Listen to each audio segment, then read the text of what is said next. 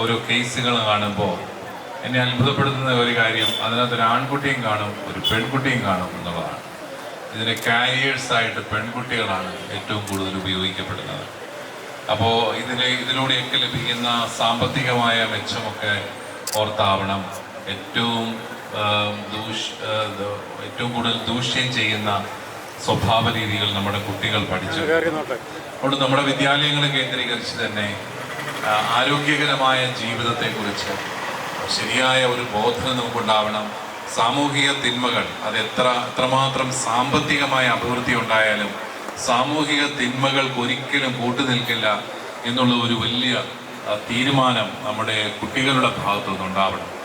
കൂട്ടുകാരൊക്കെ ചിലപ്പോൾ ഇങ്ങനെയുള്ള കാര്യങ്ങളിലേക്ക് നമ്മളെ നയിക്കുമ്പോൾ അതിനെ തിരിച്ചറിയാനായിട്ട് നമുക്ക് സാധിക്കണം. അങ്ങനെ നമ്മുടെ മാതാപിതാക്കളുമൊക്കെ ഇതിനുമായിട്ട് നമ്മുടെ PTA പേരൻറ് ടീച്ചർ അസോസിയേഷൻസ് ഒക്കെ ഇതുമായിട്ട് കൈകോർക്കണം. നമ്മുടെ ഈ ഗവൺമെൻറ് വന്നതിൽ പിന്നെ ആഭ്യന്തരമന്ത്രി പ്രഖ്യാപിച്ച ഓപ്പറേഷൻ തൂഫാൻ അത് എത്രമാത്രം ഇഫക്റ്റീവായിട്ട് പോകുന്നുണ്ടെന്ന് നമ്മൾ കാണുമ്പോഴും ഈ ഒരു മാസം തന്നെ ബഹുമാനപ്പെട്ട അച്ഛൻ പറഞ്ഞ പോലെ 3000-ലധികം കേസുകൾ രജിസ്റ്റർ ചെയ്യുന്ന പറയുമ്പോൾ ഇതുവരെ രജിസ്റ്റർ ചെയ്യേണ്ടിയിരുന്ന കേസുകൾ എത്രയായിരുന്നു എന്നുള്ളത് നമ്മളെ ഭയപ്പെടുത്തുകയാണ്. എന്തുകൊണ്ടാണ് അന്നൊക്കെ കേസുകൾ രജിസ്റ്റർ ചെയ്യപ്പെടാതെ പോയത്? അതും നമ്മളെ ആശങ്കപ്പെടുത്തുന്ന ഒരു കാര്യമാണ്. അതുകൊണ്ട് നമുക്ക് നമ്മുടെ പോലീസ് ഡിപ്പാർട്ട്മെൻറ്റിന് നന്ദി പറയാം, എക്സൈസ് ഡിപ്പാർട്ട്മെൻറ്റിന് നന്ദി പറയാം.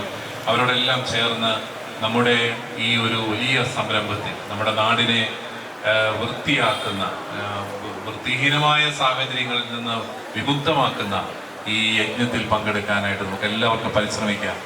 ബഹുമാനപ്പെട്ട ജിൻസിച്ചൻ പറഞ്ഞതുപോലെ ചങ്ങനാശ്ശേരി അതിരൂപത നേരിട്ട് അക്സെപ്റ്റ് എന്ന പേരിൽ 2 ലഹരി വിമുക്ത കേന്ദ്രങ്ങൾ, അതുപോലെ സമൃദ്ധ എന്ന പേരിൽ കുറുമ്പനാടത്തെ കുട്ടികൾക്ക് വേണ്ടിയിട്ടുള്ള ലഹരി വിരുദ്ധ കേന്ദ്രം, ഇതെല്ലാം ഗവൺമെൻറ് നേതൃത്വത്തിൽ തന്നെ നടത്തപ്പെടുന്നതാണ്. അതുപോലെ ഹോമിയോ ചികിത്സകൾ ഇതെല്ലാം നമ്മൾ നടത്തുന്നുണ്ട്. എങ്കിലും ഇതിനെ പ്രതിരോധിക്കാൻ നമ്മുടെ ഓരോരുത്തരുടെയും ഇച്ഛാശക്തിയാണ് ഏറ്റവും പ്രധാനമായിട്ടുള്ളത്. അതിന് നിങ്ങൾക്ക് സാധിക്കട്ടെ എന്ന് ആശംസിക്കുന്നു. ഈ ദിനാചരണം ഒരു ദിവസത്തെ പരിപാടികളിൽ ഒതുങ്ങാതെ ശരിയായ ബോധ്യങ്ങളിലേക്ക് നയിക്കാൻ ഇടയാകട്ടെ എന്ന് പ്രാർത്ഥിക്കുകയും ചെയ്യുന്നു. വളരെ സന്തോഷപൂർവ്വം ഈ ഒരു പരിപാടി ഞാൻ ഉദ്ഘാടനം ചെയ്യും.